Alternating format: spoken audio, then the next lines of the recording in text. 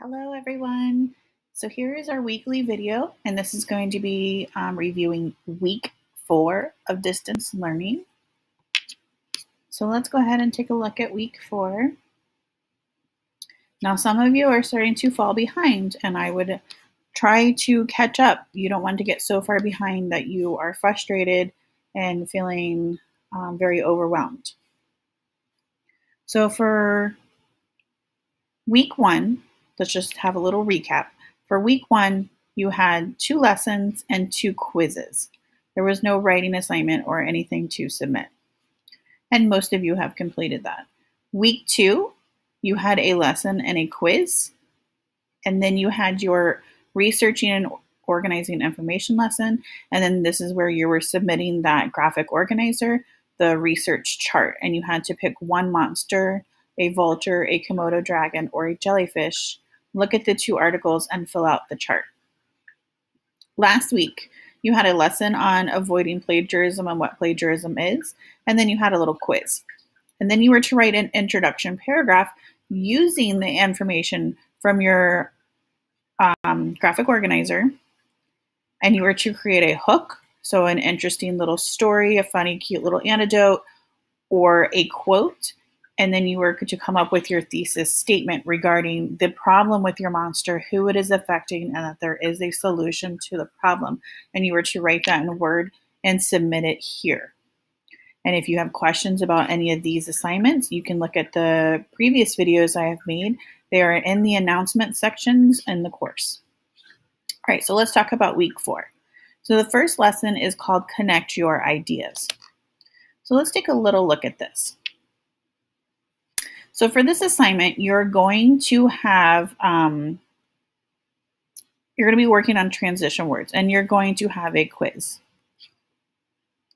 So let's go up here and take a little look. So as your objective after completing this lesson, you're going to be able to identify examples of transitional words and phrases. Now, if you had me for language arts, you know that we talked a lot about using transitional phrases or transition words at the beginning of each paragraph. So in between paragraphs, we would have that transition. But now we're going to look a little bit deeper, and we're going to be able to connect thoughts within a sentence, connect one sentence to the next, and then ideas between the paragraphs. So we did a lot of this, but we're going to be focusing a lot on this as well, okay? So this is an interactive slide, slide 4. And so you're going to hit begin, and you have 3 tabs. So to emphasize something, which means to make it important, you're going to use words like particularly, above all, without a doubt. You're going to bring awareness to this statement that you're trying to make important. And so that means that you're going to emphasize it. To indicate that you're providing an example, you might say many residents, including the town sheriff. That's an example of one of the many residents, okay? The collar is one way to identify a piranha. Another key factor is the size. So another example, or you can say another key factor, is the size. It's another way to say, here's an example. Between paragraphs, you could say in the first place. Sometimes I know my students have said firstly, first off, those kinds of things. You're signaling in between paragraphs in the first place. And then you'll provide your example. And then you can also summarize. And these are something that you would have something at the end of your paragraph. You're going to wrap it up, or in your conclusion when you're restating your main points. These are the types of words that you would use to summarize. So as has been noted, so something that you have previously said, but you're going to go ahead and restate your main points. So as has been noted, consequently, so because this happened, this is happening. Or in between paragraphs, in the long run. I know a lot of you go to the safe route and you use in conclusion, which is fine, but we want to start expanding and using more mature vocabulary. So these are some examples that you could use to summarize your text. So as you begin writing informational text, use transitions to lead the reader from one idea to the next. So when you start talking about the problem with the monster, you're going to want to lead into who is it affecting and why, and then the solution. So you're going to use these transitional phrases to go into one idea into the next. So you're going to want to emphasize your main points. You're going to provide examples, introduce your examples, and then you're going to summarize your ideas using transition words. Here is another interactive. So you're going to fill in the blanks and drag the words, and then you can reset if you don't do so well. Slide 7 is a recap. Okay, so you want to build connections, build ideas in the same sentence, between one sentence to another, and one paragraph to another. This is how you make it flow smoothly. You're going to improve your writing by emphasizing your points. Make your points, the main ones, make those important. Provide examples. This is where your evidence comes in. And then you're going to summarize. You're going to recap, review your main points. Last slide is your assignment. So you're going to read the lesson. You're going to finish the interactive slides. This is a transition reference sheet. I would save this because this would be very helpful for your quiz. So let's take a look at that. So here are some examples of word signal phrases to emphasize, to provide examples, and to summarize in your writing. So when you see these, you know, hey, in conclusion, we're wrapping this up. Another key factor for this reason, in the first place, these are all things that you would say when you want to start providing examples. And then emphasizing. These are things that you want to say when you're trying to make an important statement. I would save this. So click Save. Once again, it's going to download here. Come up here. And now this one is like a picture. So if you want to save it, click on the arrow. There is no save as. You can change it as transition word examples. I like to save to my desktop. As you can tell, I got a million things going on, but you know what? Controlled chaos. I know where everything's at. Okay. Don't judge me. All right. So I'm going to save to desktop. I'm going to hit enter and it's saved. Okay. So let's go back to the lesson. I'm going to close this out. I have it saved. So when I go on to my quiz, I have that accessible. So the quiz. Let's take just a little look at this. Now, if you ever need a fourth attempt, message me. I can give you and open you up another attempt. If you really are struggling with the quiz, message me. We can Zoom. I can text with you and walk you through it. Please don't feel like you are alone in this. If you need help, please message me. So they're going to give you an example of a passage, and the word particularly is in bold. They want to know, is that word, does that transition word show a passage of time? Does it provide an example? Does it summarize an idea, or does it emphasize a point? And you're like, I have no clue. Let's go back and look at that chart. So we're going to minimize our screen. My transition word examples are right here in the desktop, easy to find. And I'm going to look. What was the word particularly? Oh, it's right here. Number 12. It's to emphasize. Sweet. Okay, so I'm going to click over here. And I'm going to say, it's to emphasize. And I'm going to go down to the next question. And I'm going to do the same thing.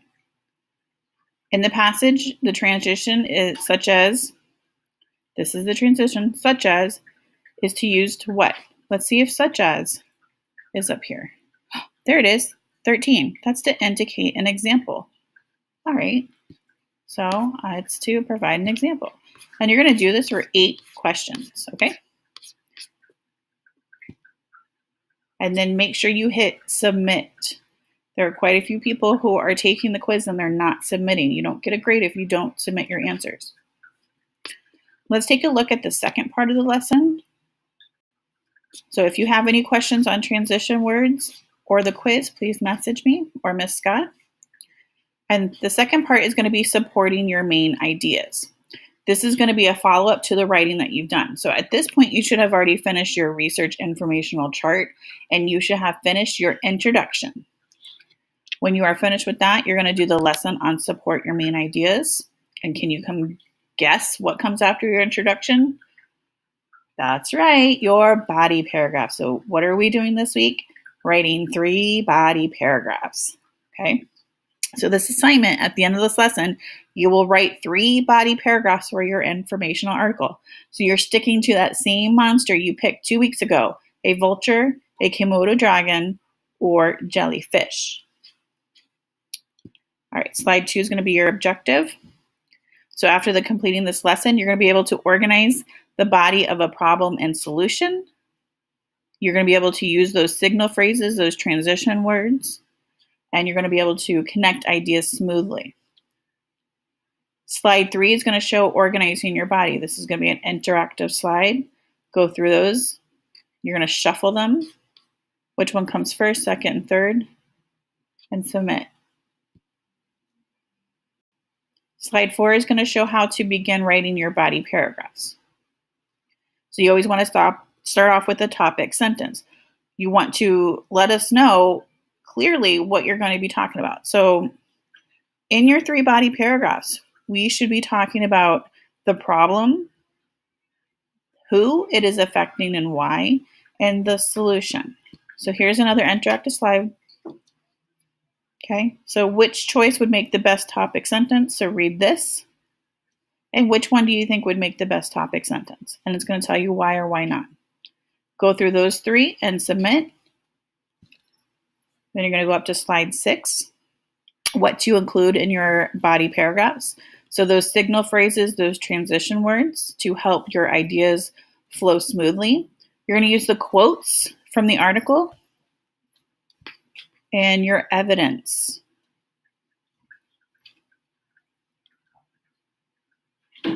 Slide 7 is another interactive. This is going to give you some examples of some really strong body paragraphs. And this is going to use the same example as bed bugs, which is not one of your choices, but they've been providing you examples showing you how to do the informational chart using bed bugs as example.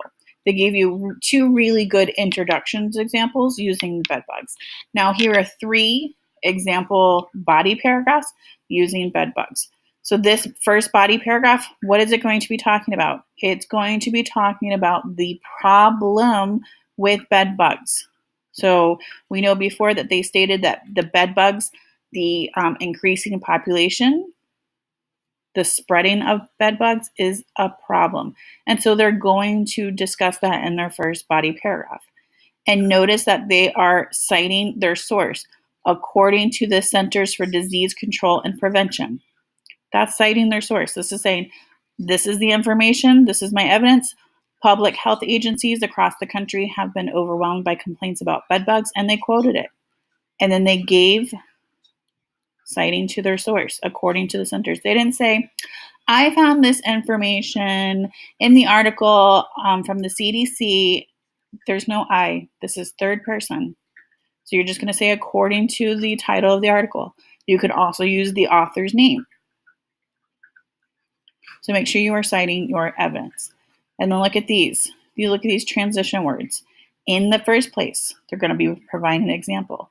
Another key factor, another example. Okay, this is another signal phrase. And so this is a really good first body paragraph explaining the problem. Next is their second body paragraph. And what do you think it's going to be talking about? Who the bed bug affects. So the second body paragraph talks about the bed bugs affecting humans. They're citing their sources according to the EPA. As a result, they're using transition words. So they have all the required factors needed for a strong body paragraph. And then their third body paragraph is going to be about the solution. So despite the growing numbers, there's proven solutions. This is their topic sentence. The Environmental Protection Agency proposes. Okay, they're signaling that they are citing their source. This is their source, the Environmental Protection Agency. For example, transition word. Most importantly, another transition word. In the long run, that's their transition word to summarize. So make sure you are using those transition words, you are providing your evidence, and you are citing the source that the evidence came from. So 3 body paragraphs, okay? Body paragraph number 1 is going to describe what the problem is. So if you are writing about vultures, you know that the problem is about their feces being so acidic that it's ruining things, people's cars, houses, etc. Okay. Body paragraph 2 is going to be why it is a problem and who is it affecting. So it's affecting the humans. It's ruining their cars. It's ruining their houses. If you're writing about jellyfish, we know the problem is that they are overpopulated in certain areas, and so it's affecting the swimmers because they're getting stung or they can't go to the beach and go swimming. And it's also affecting fishermen. They cannot fish and provide fish to trade for food if the seas are overrun with jellyfish. So you're going to describe those problems, who it's affecting and why is it a problem. And then your body paragraph number 3 is going to be explaining how those problems can be solved. What are the solutions that can be offered to solve these problems? So with Komodo dragons, we know the problem is that in certain villages and certain cities that they are going in and killing humans. And so what was the offered solution in those articles provided? And so you need to go back to your graphic organizer. You need to go back to those articles. And if you don't have enough evidence, I would pull some more. Okay. So you're writing 3 body paragraphs. First body paragraph, and these come after your introduction. So you're going to talk about the problem in the first one. Why is it a problem and who is it affecting in the second paragraph? And then in your third paragraph, offer solutions or how can the problem be solved? Okay. Make sure you include transition words, signal phrases. Check your spelling, your punctuation. Read it to yourself. Make sure it's grammatically correct. Last slide is always your instructions. Click them. Okay. You're writing 3 body paragraphs. Make sure you have a topic sentence. Make sure you're using those signal phrases and transition words. Use correct grammar, punctuation, and spelling. You're writing in third person point of view. That means we're not using I. I found this information. I believe Komodo dragons. We're not using I. We're not saying we believe. No I, no we, us. It's strictly third person. Okay. And then once you have finished your 3 body paragraphs and you write them in, if you're using Microsoft Word, you're going to come back and you're going to submit them right here. Now this one's going to be worth 75 points because it is a lot more writing. Your introduction paragraph is worth 50 points. This is worth 75 points, so it is worth more. So take your time, make sure you're writing 3 full body paragraphs. Each paragraph should be 5 to 7 sentences. Make sure you're citing your sources. Make sure that you are providing enough evidence.